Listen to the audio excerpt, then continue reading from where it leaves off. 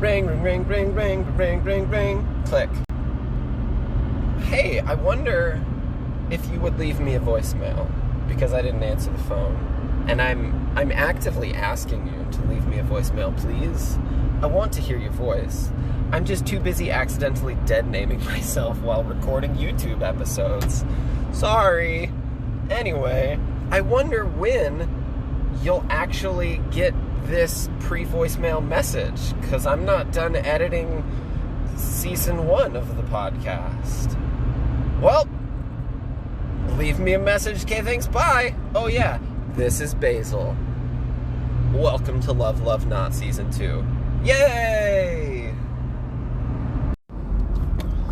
Man, it's really funny how in some situations, and by man, I mean yo, I apologize.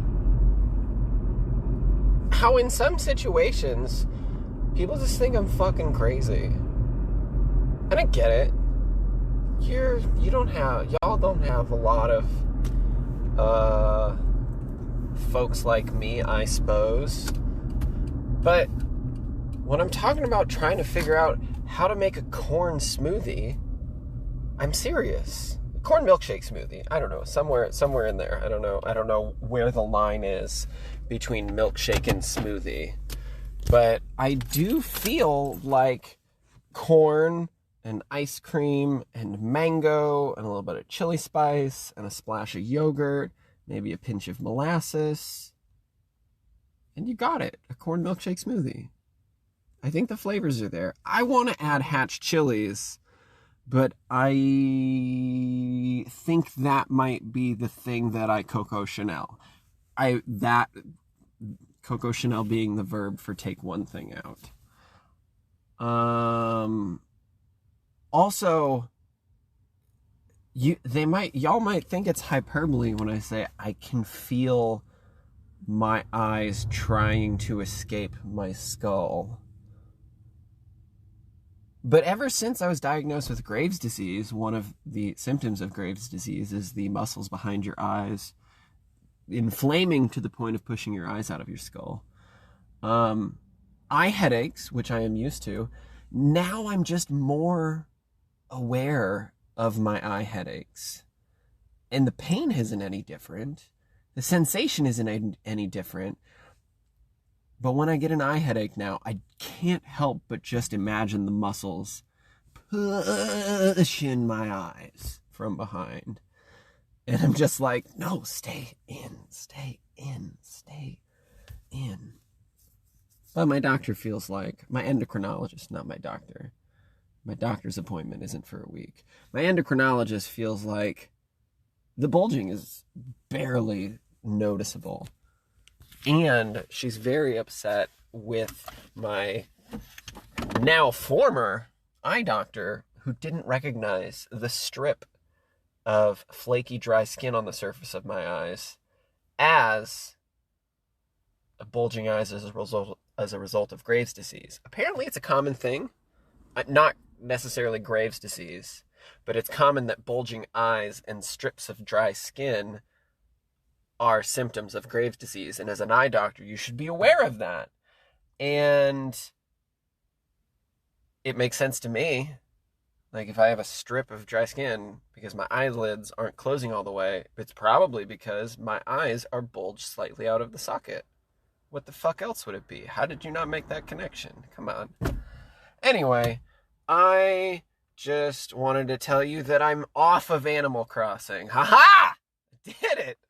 I have gotten so engaged with making this podcast and making the videos on Sandy Garbo and making all of my weird websites. I just am really bored by Animal Crossing, and that is quite the victory, because it is. You might have to just take my word for it, but it is. You know, I used to compulsively check in on it and play it. Just like I did with Hollow Knight, just like I did with Raft. But no! Now I'm compulsively checking in with Sandy Garbo, Love, Love, Not, The Adventures of Almost, and Basil Zero. Oh, hey, I'm Basil Zero. Welcome to Season 2 of Love, Love, Not. going to go pick up a porch drop, and I'll let you know how the smoothie goes. Okay, bye. Ring, ring, ring, ring, ring, ring, ring, ring, click. Why are you calling me again? Okay, it's Basil. Leave a voicemail. I would love it if you would leave a voicemail. I sound exasperated, but that's just because I'm kind of tired. You know, sometimes that happens. We all have different responses to different stimuli. Being tired is a stimuli, and your voicemail will be stimulating, I guess. This is Basil. Bye.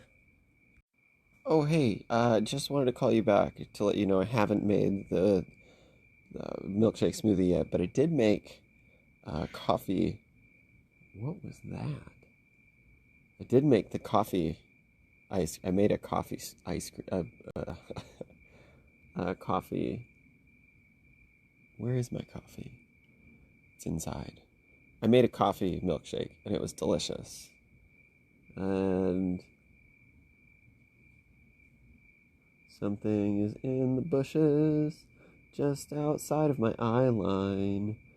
So I just wanted to let you know that ube ice cream is my favorite ice cream ever. Corn ice cream comes in a direct tie with my favorite ice cream ever. Thank you to the Scoop on the South Hill for having corn ice cream. That was delicious. I look forward to attempting my own corn ice cream creation. Just hasn't happened yet. Also, did you know that French vanilla is French because of the egg yolks? That's part of why it's rich and creamy and custardy. And also, I learned that super premium ice cream is super premium because the overflow is less than 50%. The overflow is when you're freezing and aerating the base concentrate. The aeration adds air between the crystals as it's freezing. And if it's not super premium and it's just a sugary cornstarchy mess, then it'll aerate into a much greater percentage. So you might start with a gallon of concentrate and end up with more than 2.5 gallons. It's a cheaper way to make ice cream because it's less dense and less rich and less fatty and mostly just sugar. But a super premium is less than 50% overflow, which means that as much aeration is happening, it's very dense and very creamy and very rich and very fatty. So it stays very close to the original concentrated amount. That's a cool fact that I learned. Okay, I just had to throw that out there. Also, I think that the corn ice cream smoothie just needs to be corn and ice cream and avocado. I think I'm too attached to the hatch chilies. I'm too attached to the elote and too attached to the mango. I think that might be for something different. But we'll see. I don't know. Also, I have the idea for like black beans and chocolate because everyone's talking about these black bean brownies. So why not make a chocolate ice cream black bean smoothie milkshake? Anyway, this is Basil. Okay, bye.